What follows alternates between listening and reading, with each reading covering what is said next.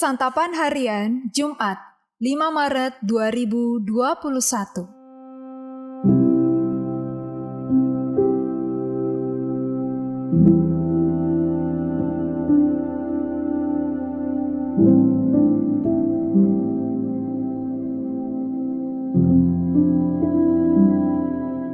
Inilah program Santapan Harian, sebuah program yang mengajak Anda menelusuri isi Alkitab, agar Anda menemukan makna firman Tuhan sesuai dengan konteksnya. Santapan Harian tertuju bagi Anda yang ingin memiliki kehidupan rohani yang segar, kuat, dan sigap.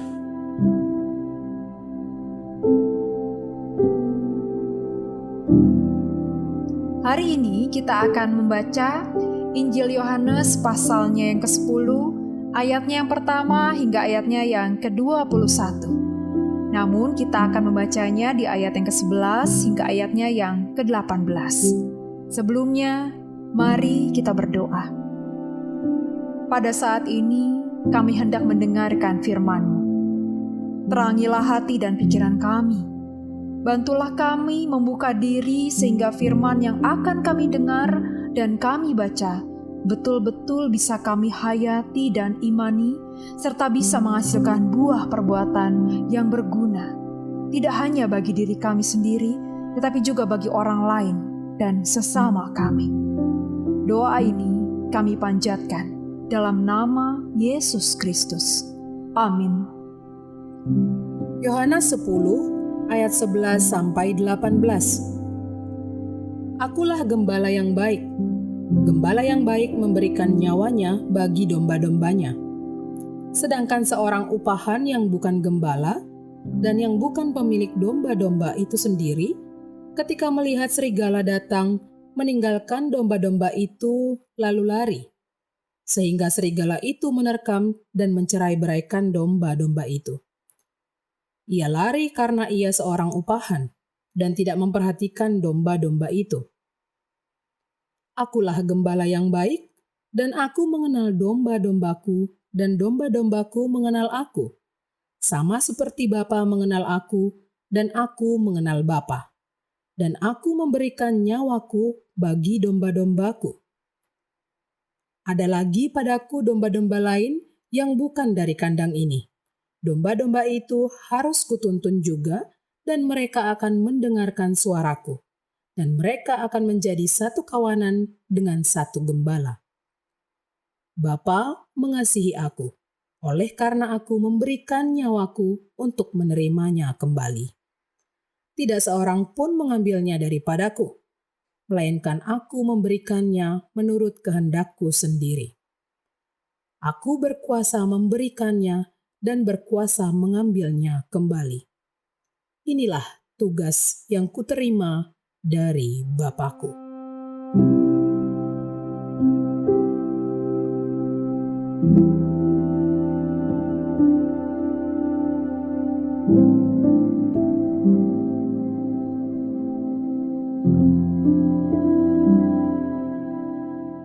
Sahabat Santapan Harian, kadang kita diperhadapkan pada barang atau sesuatu yang benar-benar mirip aslinya, tetapi palsu. Dalam kata lain, aspal, asli tapi palsu. Untuk membedakan mana yang asli dan mana yang palsu dibutuhkan kejelian. Jika tidak, bisa saja kita terkecoh. Sebagus-bagusnya barang, kalau palsu, ya tetaplah palsu. Yesus menggunakan perumpamaan tentang gembala dan kawanan domba dengan sasaran orang Farisi dan orang Yahudi lainnya. Sayangnya mereka tidak mengerti. Perumpamaan itu tentang seorang gembala dengan pekerjaan sehari-harinya.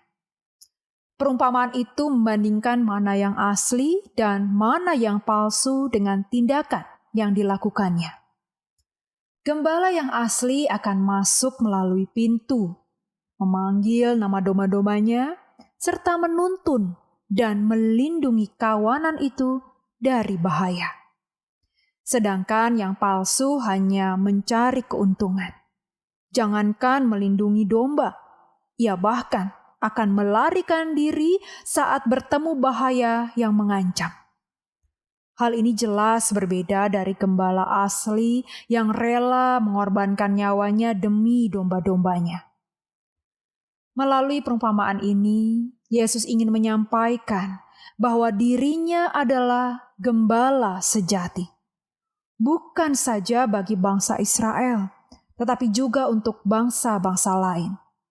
Sementara itu, para pemimpin agama Yahudi cenderung disebut pencuri, sebab mereka hanya ingin menikmati keuntungan dengan jabatan yang disandang, namun tidak memberi perlindungan, pengajaran, atau bahkan teladan yang benar.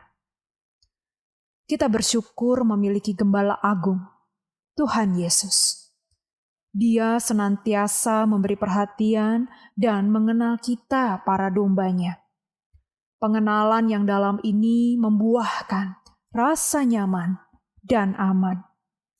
Sebagai domba, kita harus senantiasa mendengarkan suaranya agar kita tidak tersesat. Penyesatan kerap dilakukan oleh oknum yang mengaku sebagai Mesias.